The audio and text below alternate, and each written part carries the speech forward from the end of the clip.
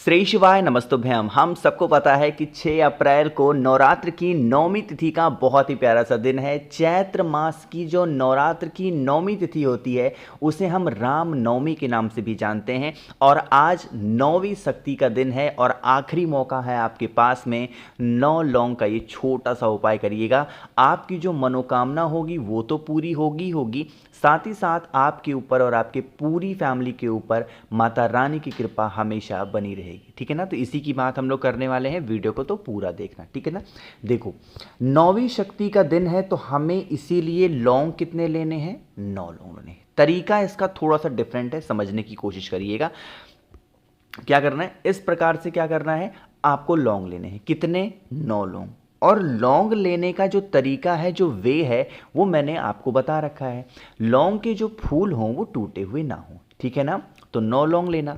लौंग लेने के साथ ही साथ आपको फिर इस प्रकार से लेना होगा दीपक, एक छोटा सा। आप चाहो तो कटोरी ले सकते हो, आप चाहो तो प्लेट ले सकते हो, बट मैं कहूँगा कि दीपक लेना। क्यों ऐसा कह रहा हूँ अभी बताता हूँ। और इस दीपक के अंदर जो 9 लौंग आपने लिए हैं ना, उन 9 लौंग को डाल देना। ठीक है ना। इस दीपक को उठाना, आपके घर में जहां पे भी देवी माता की कोई भी फोटो हो, मूर्ति हो, प्रतिमा हो, या अगर आपने अपने घर में कलश स्थापना कर रखी है, तो आप सभी को क्या करना है, उस लौंग के जो मतलब दीपक था उसको माता रानी के सामने आपको रख देना। ठीक है ना।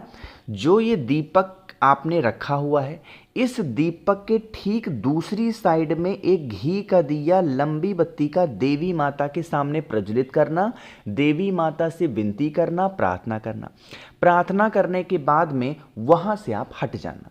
थोड़ी देर के बाद जब ये दीपक जो आपने जलाया था वो दीपक ठंडा हो जाएगा, तो ये दूसरे दीपक में जो आपने 9 लौंग रखे थे, इनको उठा लेना और लेके कहाँ पे जाओगे? नीम वृक्ष के नीचे जाएंगे। अब यहाँ पर भी हमें उसी 9 लौंग से पूजा करनी है, लेकिन यहाँ पर पूजा करने का जो तरीका है, जो वे है, थोड़ा सा डिफरेंट है। क्या है? सॉरी।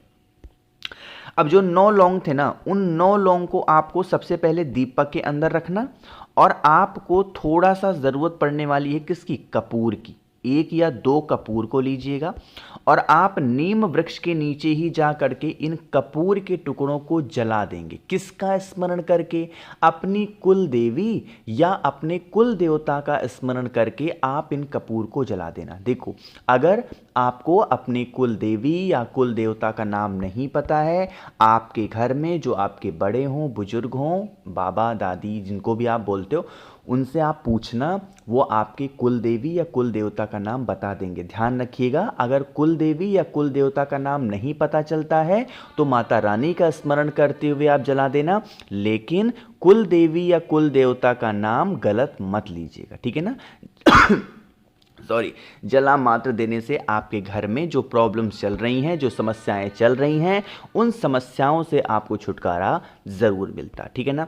तो यहाँ पे हम लोगों ने बात कर ली है अपने पहले उपाय की। आगे बढ़ते हैं अब इस वीडियो के हम लोग अपने दूसरे उपाय की तरफ। और ये जो दूसरा उपाय है, वो उपाय हमें करना है अपने घर की रोग समस्या को दूर करने के लिए। देखो, आज के टाइम पे कोई ऐसा परिवार नहीं बचा होगा, मैं 100% कह सकता हूँ कि हर व्यक्ति के घर में एक ना एक दवा की टैबलेट रहती ही रहती है ना, कि कब किसको ज़रूरत पड़ जाए। सभी के घरों में होती है।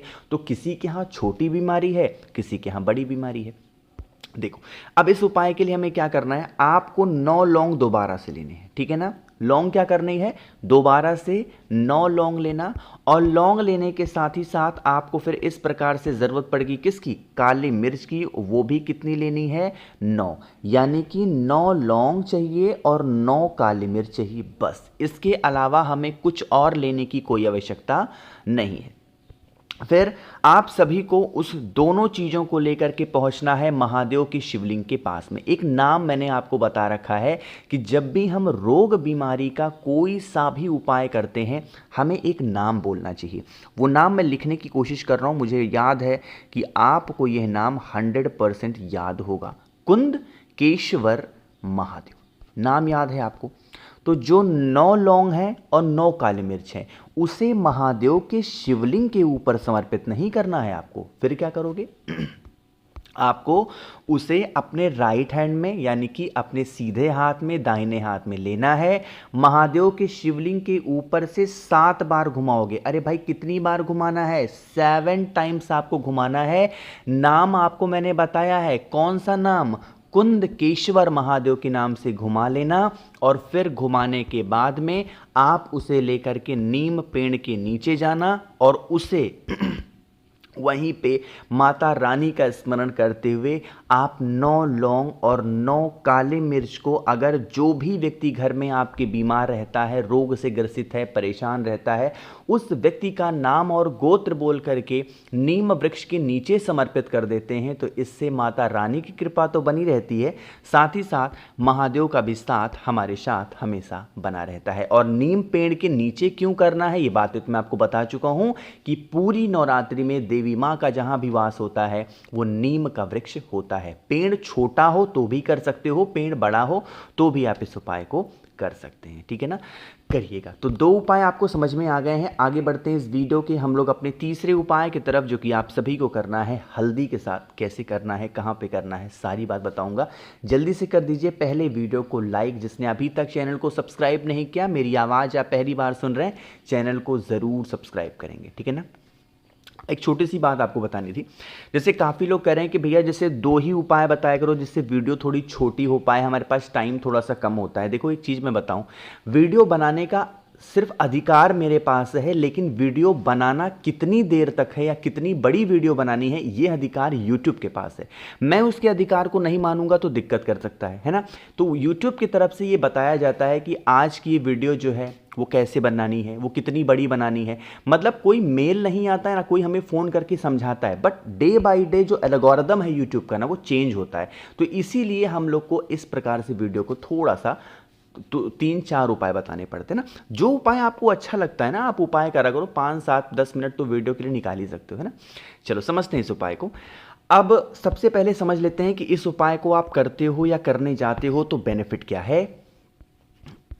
इच्छा, मतलब कोई भी आपका काम नहीं बन रहा है, कहीं पे भी आप जाते हो उस काम में आपको सफलता नहीं मिलती है, हमेशा परेशान रहते हो, डिस्टर्ब रहते हो, तो आप इस उपाय को निश्चित रूप से करेंगे, ठीक है ना।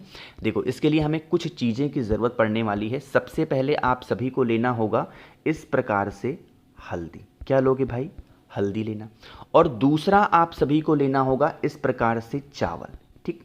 अब इन दोनों चीज़ों को हमने अलग तो ले लिया, बट आपस में मिक्स करना है, यानी कि आपस में मिलाना है। तो जो हल्दी आपने लिया है उसको एक छोटी सी कटोरी में लेना, ठीक है ना। और जो चावल आपके पास में है उसको डालना। 2-4 बूंद पानी डाल करके अच्छे से उन चावल के दाने को, कितने चावल? मात्र 9 चावल का दाना, इससे ज़्यादा नहीं लेना है। 9 चावल के दाने को हल्दी में अच्छे से मिक्स कर लो।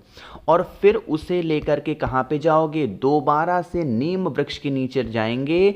और नवरात्रि के पहले दिन से जो देवी माता का नाम होता है, और नवरात्रि के 9 दिनों में जो ये 9 देवी का रूप होता है, एक एक चावल का दाना हल्दी में डुबा करके अगर नीम वृक्ष के नीचे जो भी व्यक्ति नवरात्रि में, खासकर चैत्र नवरात्रि के दिनों में समर्पित कर देता है, उनकी बरसों पुरानी जो मनोकामना होती है, जो विशेष होती हैं, वो बहुत ज़्यादा जल्दी पूरी होती हैं, ठीक है ना। तो करिएगा सभी लोग इस उपाय को, जिससे आपकी भी जो मनोकामना है वो जल्दी पूरी हो पाए, है ना।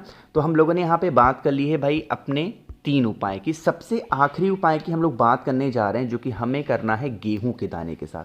देखो अगर गेहूं का दाना मिल जाता है तो वेल एंड गुड, नहीं मिलता है तो बिल्कुल परेशान मत हो। कोई भाई अनाज का दाना आप ले सकते हो, मूंग ले सकते हो, आप दाल ले सकते हो, कोई भी ले लो। लेकिन मैं गेहूं इसलिए बता रहा हूं कि सबसे अच्छा अनाज के दाने में गेहूं माना जाता है।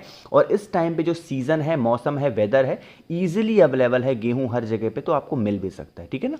ज़्यादा नहीं, 1 चुटकी आपको गेहूं लेना है, महादेव के शिवलिंग के पास जाना है। यह उपाय स्पेशली हम अपने जीवन के कष्ट को खत्म करने के लिए कर रहे हैं। बहुत ही आसान सा उपाय है, मतलब बहुत ही आसान सा। महादेव के शिवलिंग के पास पहुंच करके सबसे पहले 1 लोटा जल चढ़ा देना, ठीक है ना।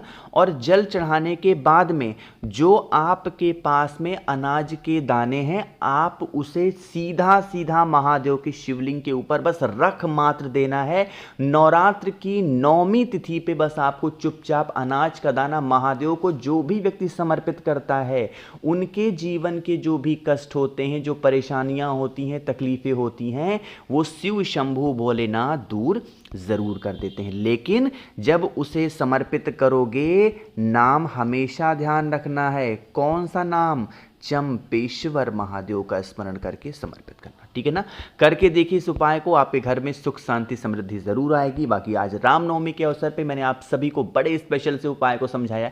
वीडियो पसंद आई हो तो लाइक करिएगा, कुछ पूछना है नीचे कमेंट सेक्शन में पूछें, और मेरे जितने भी भाई बहन आवाज़ आज मेरी पहली बार सुन रहे हैं, चैनल को ज़रूर सब्सक्राइब करेंगे। श्री शिवाय नमस्तुभ्यम।